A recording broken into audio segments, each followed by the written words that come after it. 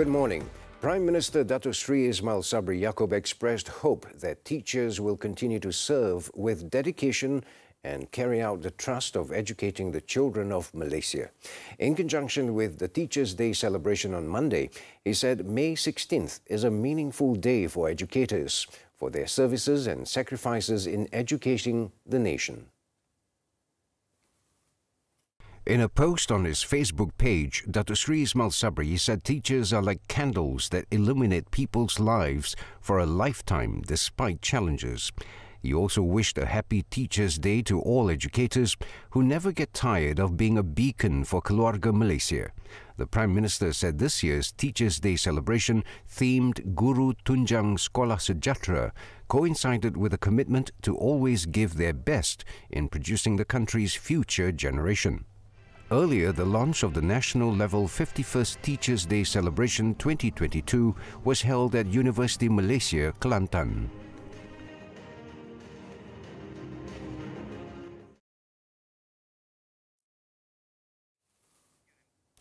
The Education Ministry MOE will improve several structures of the country's education system in the near future.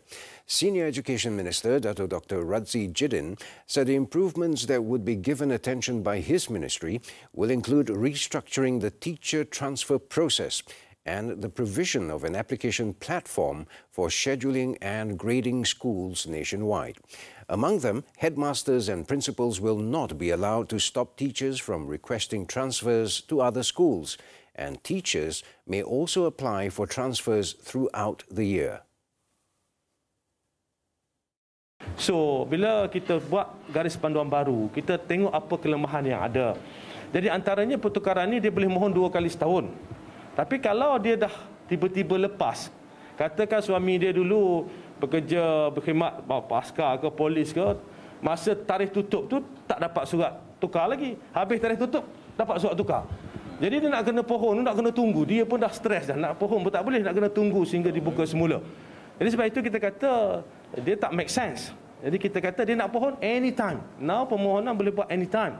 Tetapi proses dia adalah 4 kali setahun. Maknanya we have to have a cut off as well. Dato Dr. Radzi said this at a press conference after officiating the launch of the National Level 51st Teachers' Day 2022 celebration at University Malaysia Kelantan in Bachok on Monday. He added the transfer of teachers will also be made according to the suitability of the place applied for and the subject options in the state concerned. Commenting further, Dato Dr. Radzi said the database of teacher information filing system and so on will also be given focus by the MOE to facilitate the matter so that it can be implemented easily and efficiently. The context of teacher development and well-being will also be given attention to ensure the operation of the school and the responsibilities of teachers can be enhanced efficiently while on duty.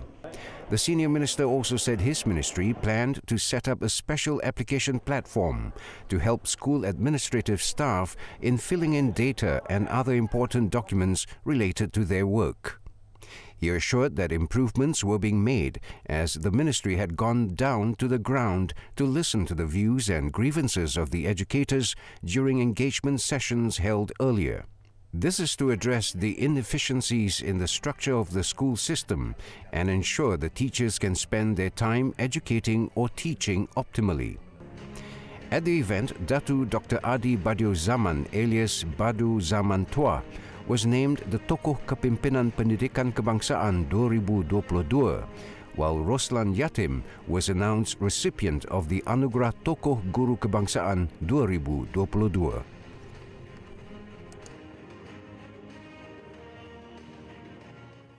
In the meantime, Dato Dr. Radzi said about 87% of 18,702 vacancies under the Education Ministry's special one-off intake of teachers has been filled. He said the rest of the vacancies would be filled in stages soon. Kalau dahulu cikgu fizik kena tunggu ada kekosongan sekolah dalam mata pelajaran fizik, baru boleh mereka dipanggil untuk mengajar di sekolah bagi mata pelajaran fizik. Tetapi sebenarnya guru ini boleh mengajar mata pelajaran lain yang masih dekat dengan bidang kepakaran mereka.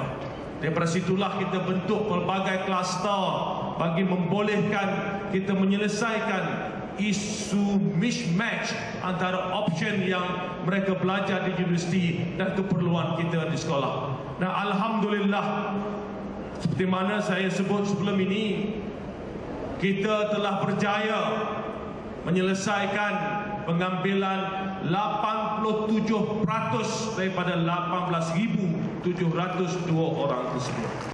Dato Dr. Radzi said the ministry will work closely with the Education Service Commission (SPP) for the recruitment. He added that a majority of the vacancies involved English, visual art and other subjects taught at Chinese vernacular schools. The Perak state government has received the proposal for the construction of a highway from Gopeng to Kuala Kangsar to bypass Menora Tunnel on the North-South Expressway to reduce the rate of accidents in the state. Menteri Besar Datuk Sri Sarani Mohamad said the state government supports the project by the private sector, which has also received the green light from the cabinet. Datuk Sri Sarani on Monday said the company has received approval from the government since April and would take 2 years to obtain a financier and for land acquisition. He added that the proposal is under private finance initiative and would not be using government funds. The Menteri Besar also said the proposal involved a route through Gopeng exit to Sipute linked to Kuala Kangsar over a distance of 64 kilometers. Although the distance is slightly longer, it would take less time without going through the hill. He also hoped that the project would reduce accidents at the current hotspot. This as the proposed route is flat without hills and could ease traffic congestion. The Menora Tunnel stretch is notorious for bumper-to-bumper traffic and a hotspot for accidents. The most recent fatal accident occurred on Wednesday night, in which 5 University Sultan Azlan Shah students were killed when their car burst into flames after a collision involving 2 trailers.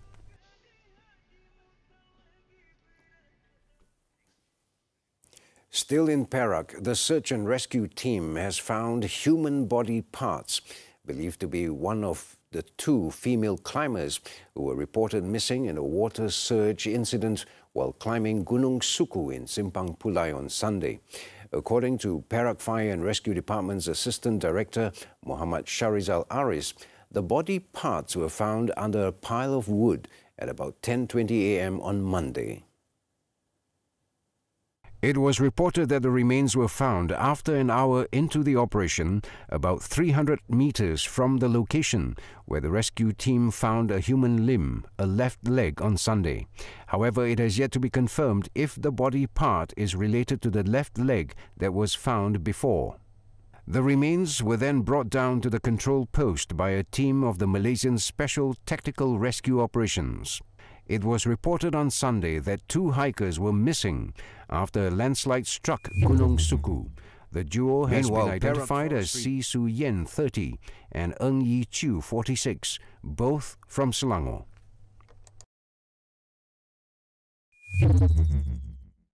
Meanwhile, Perak Forestry Department has temporarily suspended all hiking activities at Gunung Suku near Bukit Kinta Forest Reserve, Jalan Simpang Pulai, Cameron Highlands. Its director, Dato Muhammad Zain Yusof, in a statement on Monday, said this was because of the rather dangerous situation currently caused by heavy rain that even resulted in a water surge in the area on Sunday. He added that checks revealed no logging licenses were issued in the vicinity of the area. On Sunday, 2 women who were part of a group of 29 hikers were swept away by a water surge while hiking around 5 a.m. Dato Muhammad Zain also confirmed that all 29 hikers possessed permits to enter the forest reserve. More local updates later in the bulletin, but first, after the short break, Sri Lanka's new PM wins support for Economic War Cabinet. Stay tuned to Nightline.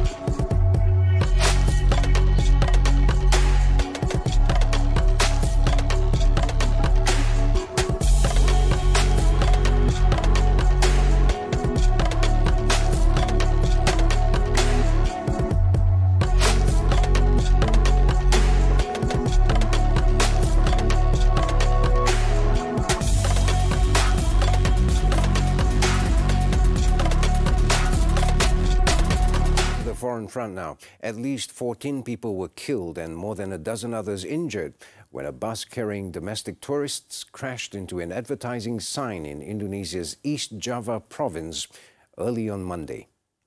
The incident occurred when the bus, which was carrying 31 passengers, the driver and a crew member, hit a pole before rolling over on a toll road connecting the town of Mojokerto to the country's second city, Surabaya. According to authorities, the victims were mostly from Benowo, a village near Surabaya, and were returning home after a long weekend at popular holiday destination Dieng Plateau. Apart from those killed, at least 19 others sustained minor and serious injuries in the incident. Authorities were still investigating the cause of the accident, but it was earlier reported that the crash was blamed on driver error. The driver survived and has been taken to a hospital for his injuries.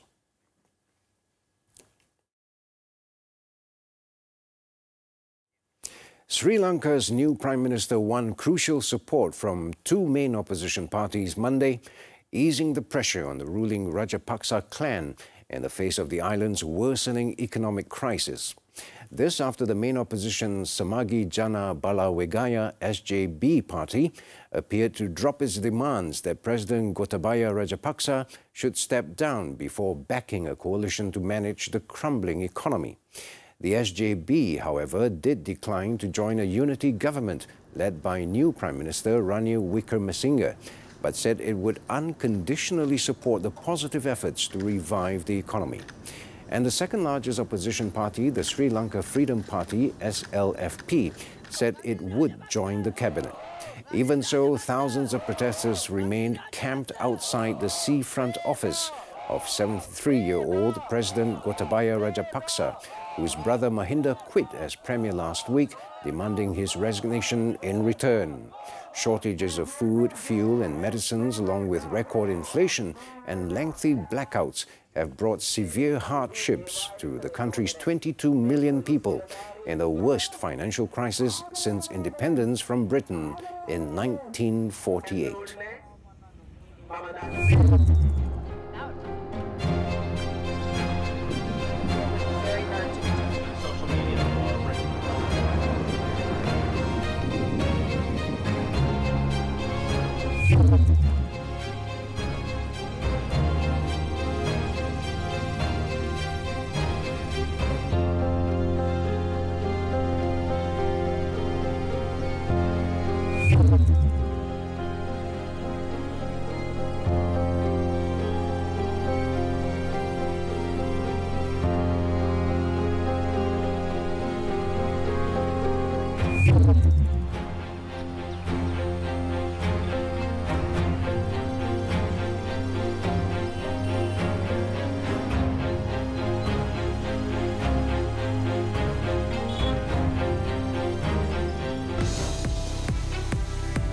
SEA Games football, Malaysia end Group B campaign with draw against Cambodia. Updates from Hanoi when we next come back.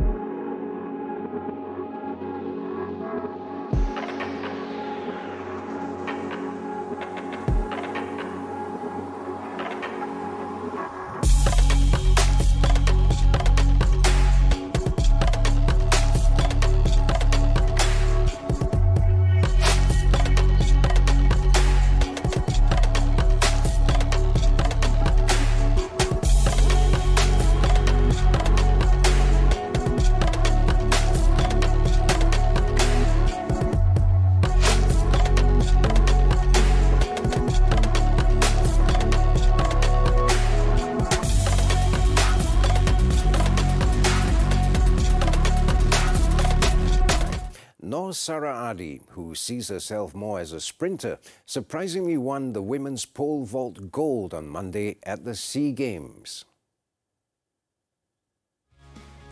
Sarah easily cleared 4 meters at the Meetin National Stadium for the first place, while Thailand's Chonticha Kabut finished second.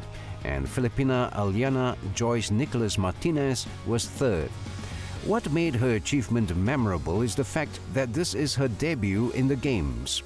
The Pahang-born Sarah said her main focus in Hanoi was actually on the 4x100-meter relay. Sarah later teamed up with S. Komalan Shali, Zaidatul Husnia Zulkifli and Azrin Nabila Alias to win the women's 4x100-meter bronze after clocking 45.32 seconds.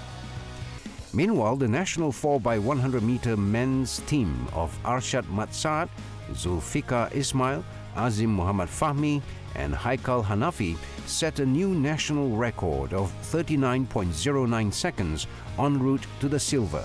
The previous record was 39.27 seconds set at the Kuala Lumpur edition in 2017. Thailand won the gold, with Singapore claiming the bronze medal.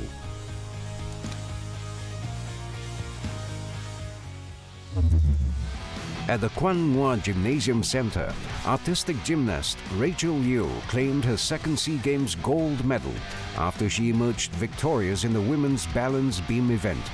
The excellent performance by the 23-year-old came on the heels of her triumph in the uneven bars on Sunday. Rachel amassed 12,567 points to edge Aliyah Finnegan Cruz of the Philippines into second place on 12,367 points, while Vietnam's Pham Nhu Puong took bronze. When met by reporters, Rachel said she had targeted just a podium finish in the balance beam event. The Pulau Pinang-born athlete also won bronze in the individual all-around 2 days ago. Meanwhile, Muhammad Khairi Adib Azhar won a gold medal for the national Silat squad in a dramatic final in the men's Class B Silat competition on Monday.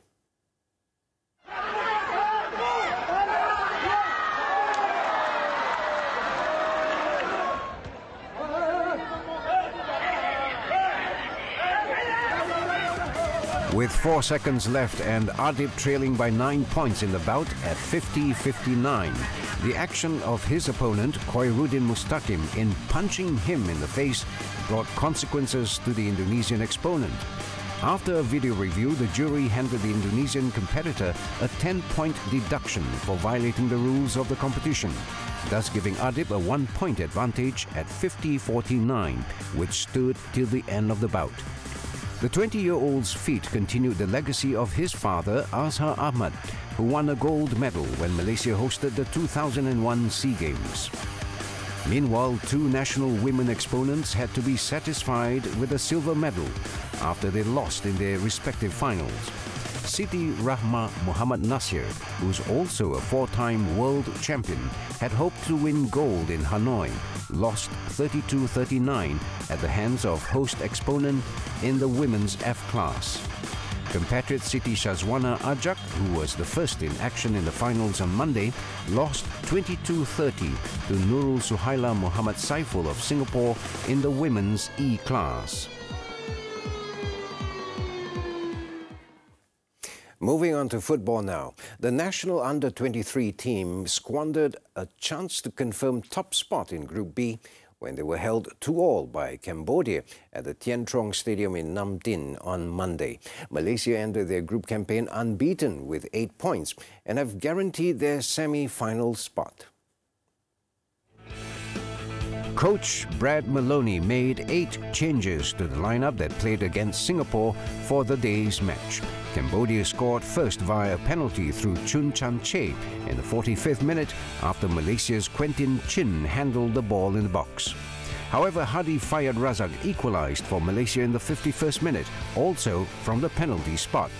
Cambodia regained their lead when Narong Kakada outwitted 2 Malaysian defenders before slotting the ball past Azri Ghani in the 61st minute. 7 minutes later, Hadi scored his second when he converted a Luqman Hakim Shamsuddin pass.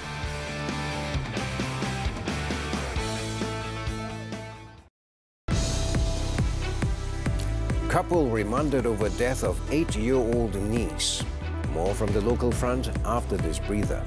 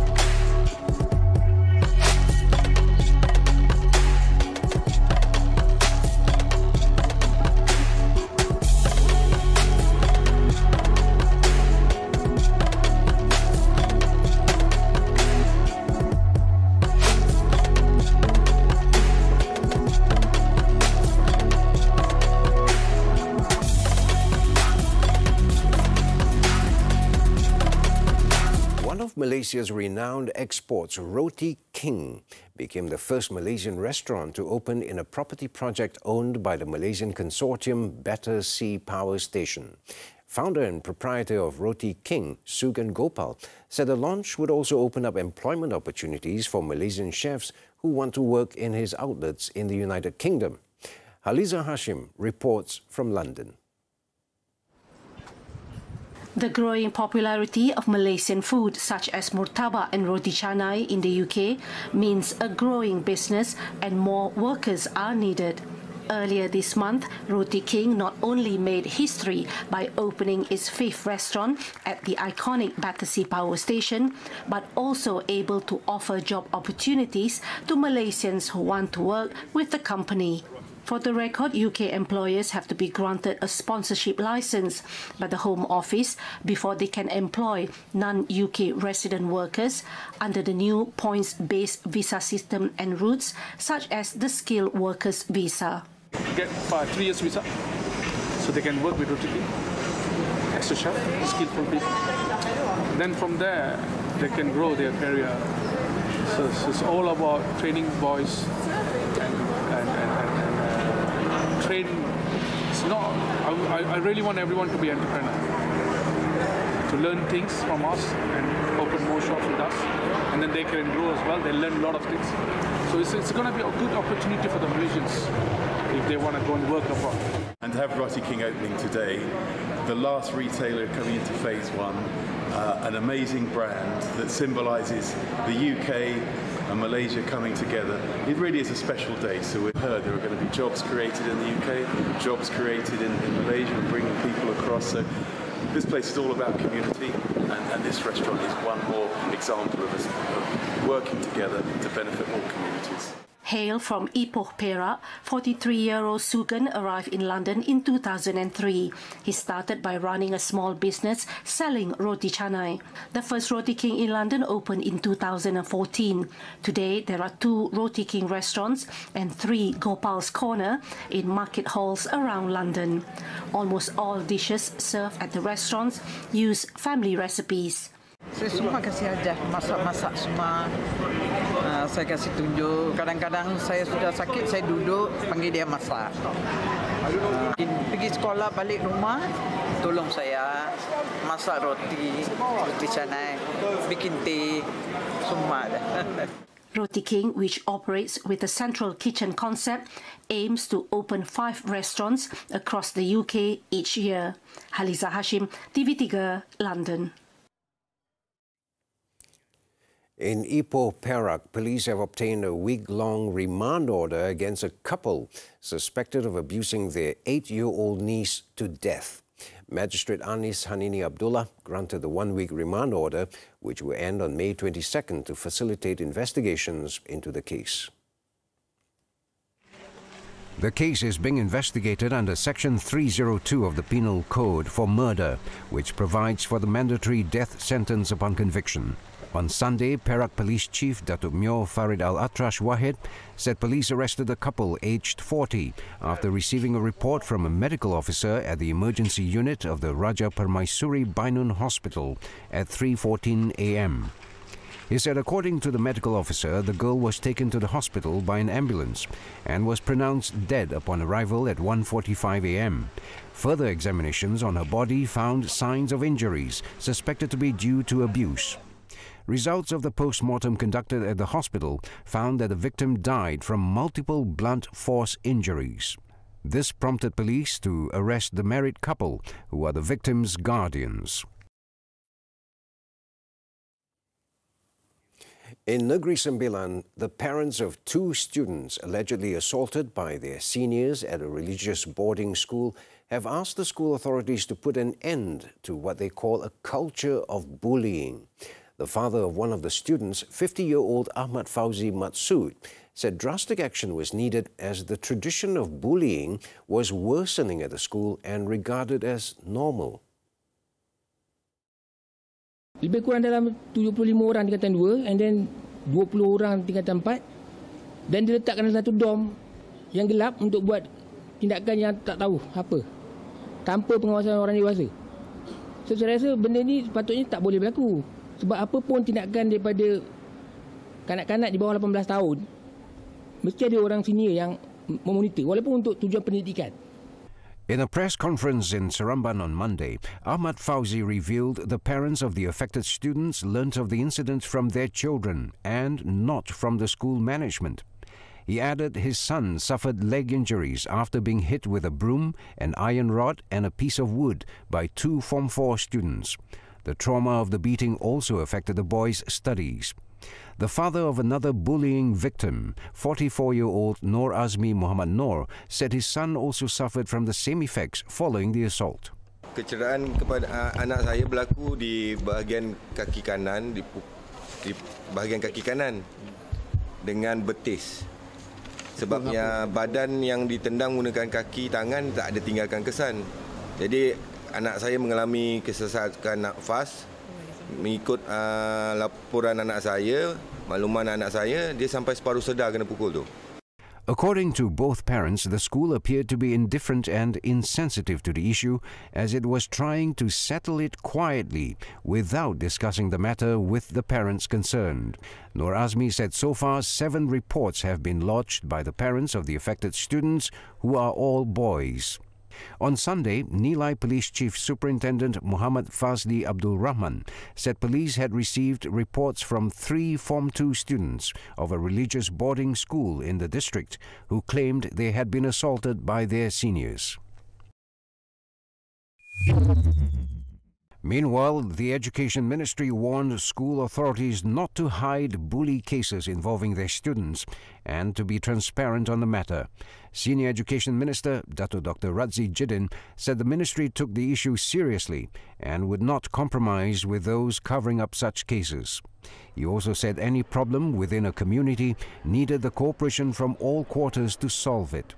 Dato Dr. Radzi added that based on the latest information received, the ministry was now probing the incident at the Nilai Religious Boarding School.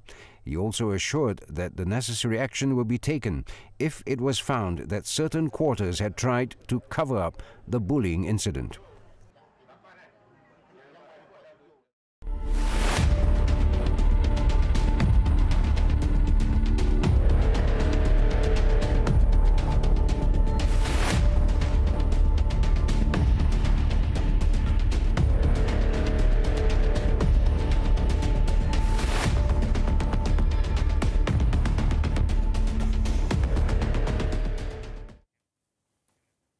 As Nightline draws to a close this time around, we leave you with visuals of the stunning blood moon total lunar eclipse observed from Kent, United Kingdom.